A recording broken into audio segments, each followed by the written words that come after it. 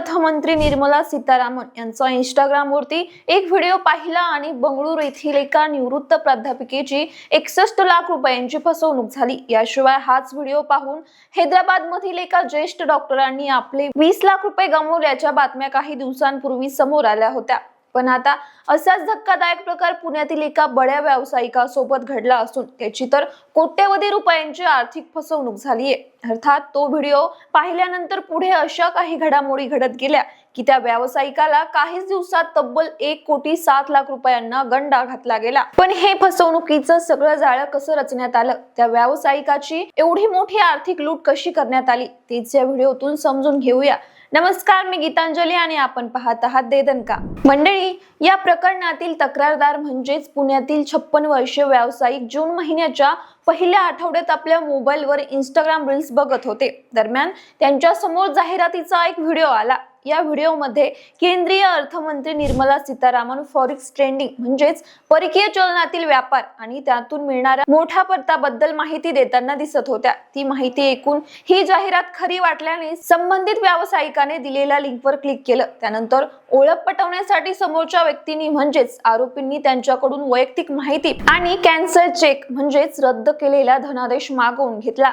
पुढे टेलिग्रामच्या माध्यमातून त्यांच्याशी संपर्क साधला। टेलिग्रामवर एक अकाउंट मॅनेजर नियुक्त करून ट्रेंडिंग प्लॅटफॉर्मची लिंक पाठवण्यात आली। त्यांना व्हॉट्सअप ग्रुपमध्येही सामील करण्यात आलं। बनावट ट्रेंडिंग ऍप डाउनलोड करायला सांगितलं, ज्यात व्यावसायिकाने सुरुवातीला 20,000 रुपये गुंतवले। ही रक्कम त्यांच्या ऑनलाईन खात्यावर दिसू लागली। त्यावर मग आरोपींकडून व्यावसायिकाच्या बँक खात्यात 1,000 रुपये नफा म्हणून जमा करण्यात आले। त्यामुळे गुंतवणूक करणाऱ्या व्यावसायिकाचा विश्वास अधिक वाढला। पुढे याच विश्वासाच्या आधारावर आरोपींनी खरा खेळ सुरू केला। जगातील सर्वात श्रीमंत व्यक्ती आणि प्रसिद्ध गुंतवणूकदार एलॉन मस्क यांच्या स्पेस एक्स कंपनीचे शेअर्स IPO येण्यापूर्वीच खरेदी करण्याची खास संधी असल्याचं व्यावसायिकाला सांगण्यात आलं। त्यावर मग आपल्याला अत्यंत कमी वेळेत प्रचंड नफा मिळेल या आमिषाला बळी पडून व्यावसायिकाने मोठी गुंतवणूक करायला सुरुवात केली। 2 जुलै ते 23 जुलै या दिवसांमध्ये त्या व्यावसायिकाने तब्बल 36 व्यवहारांमध्ये 1,07,00,000 रुपये आरोपींच्या वेगवेगळ्या बँक खात्यांमध्ये वर्ग केले। दरम्यान व्यावसायिकाला आपल्या जाळ्यात अडकवून ठेवण्यासाठी आरोपींनी ऑनलाईन प्लॅटफॉर्मवर त्यांचा नफा सातत्याने वाढवताना दाखवला। व्यावसायिकाच्या डॅशबोर्डवर त्यांनी केलेली गुंतवणूक थेट 3,98,00,000 रुपये झाल्याचं दिसत होतं।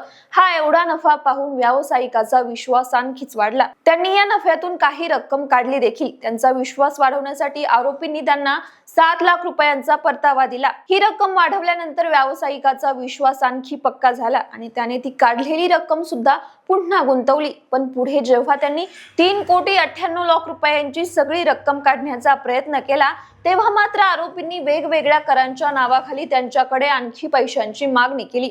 व्यावसायिकाने आणखी पैसे देण्यास नकार दिल्यानंतर मात्र आरोपींनी त्यांच्याशी संपर्क तोडला। शेवटी आपली फार मोठी आर्थिक फसवणूक झाल्याचं लक्षात आल्यानंतर त्या पीडित व्यावसायिकाने पहिल्यांदा नॅशनल सायबर क्राईम रिपोर्टिंग पोर्टलवर आपली सविस्तर तक्रार नोंदवली आणि त्यानंतर पुणे सायबर पोलीस ठाण्यात देखील तक्रार नोंदवली। या प्रकरणी पुणे सायबर पोलिसांनी आता गुन्हा दाखल केला असून या प्रकरणाचा तपास सुरू आहे। पोलिसांनी दिलेल्या माहितीनुसार केंद्रीय अर्थमंत्री निर्मला सीतारामन यांचा जो व्हिडिओ इंस्टाग्रामवर होता तो AI तंत्रज्ञानाचा वापर करून बनवलेला डीप फेक म्हणजेच बनावट व्हिडिओ होता।